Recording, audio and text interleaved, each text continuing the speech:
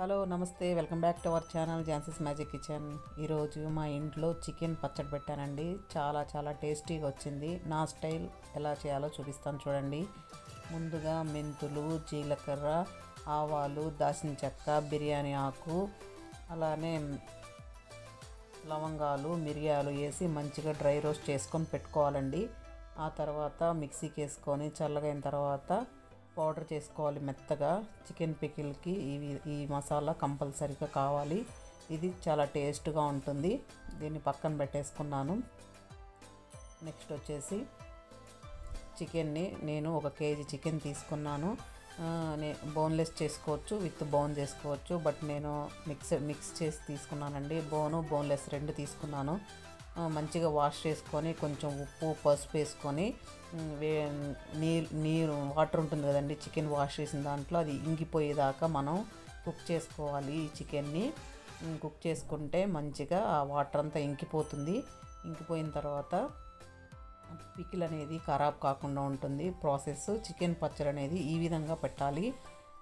అది stove cook అవుతూ ఉంటుంది. ఈ లోపల మనం జింజర్ గార్లిక్ పేస్ట్ పట్టుకుందాము. ఈ విధంగా చికెన్ పచ్చడికి ఫ్రెష్గా ఈ విధంగా పట్టుకుంటేనే, వెల్లిపాయి, అల్లం వేసేసి మంచిగా మెత్తని పేస్ట్ లాగా పట్టుకున్నాను. అప్పుడప్పుడు పట్టుకుంటేనే పచ్చడికి చాలా టేస్ట్గా ఉంటుంది. చూడండి, వాటర్ అంతా ఇంకిపోయింది కదా. ఇప్పుడు పక్కన ఆయిల్ పెట్టేసుకొని ఒక బాండీలో స్టవ్ ఆన్ చేసుకొని ఆయిల్ వేడైన తర్వాత మనం కుక్ చేసుకున్న చికెన్ని ఆయిల్లో డీప్ ఫ్రై చేసుకోవాలి.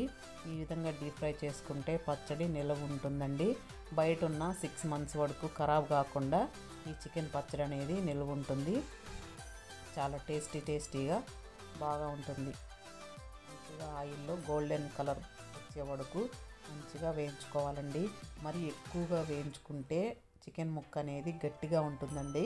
మరి ఎక్కువగా వేయించుకోకూడదు. ఇప్పుడు చూడండి, ఈ విధంగా వేయించుకోవాలి. ఎక్కువ గోల్డెన్ కలర్ కాకుండా మీడియం గోల్డెన్ కలర్ వచ్చే వరకు వేయించుకుంటే సాఫ్ట్గాను, కొంచెం పైన క్రిస్పీగా, లోపల సాఫ్ట్గా ఉంటుంది. ఈ చికెన్ పచ్చడిలో ముక్క వచ్చేసి ఈ విధంగా చేసుకుంటే చికెన్ పచ్చడి మాత్రం సూపర్గా ఉంటుందండి. తెలియని వాళ్ళు మీరు కూడా ఒక్కసారి ట్రై చేయండి. చాలా సింపుల్గానే ఇంట్లోనే మనం చికెన్ పచ్చడిని రెడీ చేసుకోవచ్చు. ఈ విధంగా ఒక వాయి వేసేసి వేయించుకున్నానండి. ఈ విధంగా వేయించేసుకున్న పక్కన పెట్టుకున్న తర్వాత ఇంకొంచెం ఉన్నాయండి, వాటిని కూడా వేయించుకుంటాను రెండోసారి. ఈ విధంగా చిన్న పీసులుగా కట్ చేసుకొని ఈ విధంగా వాటర్ ఇంకిపోయిన తర్వాత ఆయిల్లో డీప్ ఫ్రై చేసుకుంటే మన పచ్చడి ఖరాబ్ కాకుండా నీట్గా ఉంటుందండి. రెండో వాయి కూడా నీట్గా ఏగిపోయింది. ఇంక తీసేస్తున్నాను చూడండి. నాకు బోన్లెస్ చికెన్ కంటే కూడా విత్ బోన్ ఉన్న చికెనే నాకు చాలా ఇష్టం అండి. పికిల్లో అది నవ్వులుతూ ఉంటే చాలా టేస్ట్ అంతా భలే ఉంటుందండి. అందుకే నేను మిక్స్డ్ పెడుతున్నాను. పికిల్ ముక్కలంతా వేసి పక్కన పెట్టేసుకున్నానండి. ఇప్పుడు ఫ్రెష్గా పట్టుకున్న జింజర్ గార్లిక్ పేస్ట్ని నూనెలో పచ్చివాసన పోయేంత వరకు వేయించుకోవాలండి. ఇది కంపల్సరీగా కొంచెం ఎక్కువసేపు పచ్చివాసన పోయే వరకు మీడియం ఫ్లేమ్లో పెట్టుకొని వేయించుకోవాలి. మంచిగా పచ్చివాసన అంతా పోయే వరకు వేయించుకున్న తర్వాత కొంచెం పసుపు వేసుకుంటున్నానండి. మనం కుక్ చేసుకున్నప్పుడు కూడా పసుపు, ఉప్పు వేసుకున్నాం కదా, మళ్ళీ ఇప్పుడు ఆయిల్లో కూడా పసుపు వేసుకొని మంచిగా వేయించుకోవాలి. తర్వాత రుచికి తగినంత ఉప్పు వేసుకుంటున్నానండి. ఉప్పు వేసుకోవాలి. ఇది కొలతలంటే నేను చెప్పలేనండి. నేను ఎప్పుడు ఎగ్జాంపుల్గానే వేసుకుంటాను. వేసుకున్న తర్వాత సరిపోద్ది, లేకపోతే కొంచెం యాడ్ చేసుకుంటాను, అంతేనండి. అంత ప్రొఫెషనల్స్గా నాకు రాదు. ఈ విధంగా చేసుకుంటాను. సన్నగా కట్ చేసుకున్న కరివేపాకుని కట్ చేసుకొని వేసుకున్నాను. ఇది కూడా తేమ లేకుండా మంచిగా ఆయిల్లో ఫ్రై అవ్వాలండి. ఫ్రై అయిన తర్వాత మంచిగా బాగుంటుంది. ఇప్పుడు నేను ఇంకా స్టవ్ ఆఫ్ చేస్తున్నానండి. ఇప్పుడు మనం కారం వేసేటప్పుడు ఎప్పుడైనా సరే స్టవ్ ఆన్లో ఉండకూడదండి. ఆన్లో ఉంటే ఆ వేడికి కారం నల్లగా అయిపోతుంది, పచ్చడి కూడా నల్లగా అయిపోతుంది. అందుకోసం నేను స్టవ్ ఆఫ్ చేశానండి. ఈ చికెన్ పచ్చడికి నేను ఒక 3 నిమ్మకాయలు తీసుకున్నానండి. 3 నిమ్మకాయలు తీసుకొని రసం పిండుకొని పక్కన పెట్టుకున్నాను. ఇప్పుడు కొంచెం గోరెచ్చంగా ఉందండి ఆయిల్ వేడి. ఇప్పుడు నేను కారం కలుపుకుంటున్నాను. మీ స్పైసెస్ తగ్గట్టుగా మీరు కలుపుకోండి.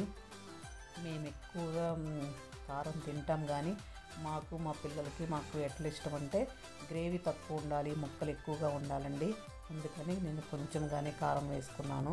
ముందుగా పట్టుకున్న ధనియాలు, మెంతులు, జీలకర్ర ఆ పౌడర్ చూపించాను కదండి, ఆ పౌడర్ కూడా నేను యాడ్ చేసుకున్నాను.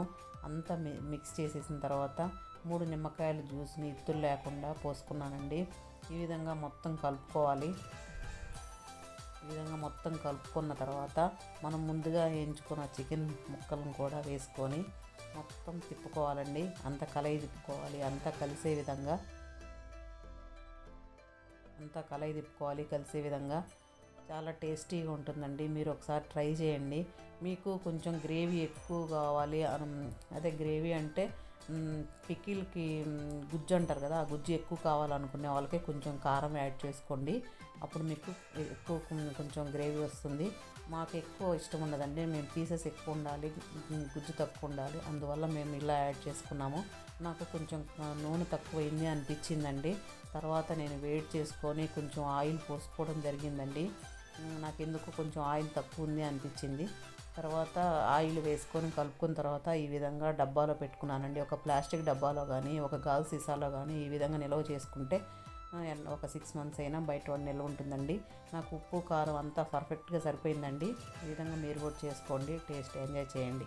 మరొక మంచి వీడియోతో మీ ముందు ఉంటాను. Until then keep smiling, take care, bye.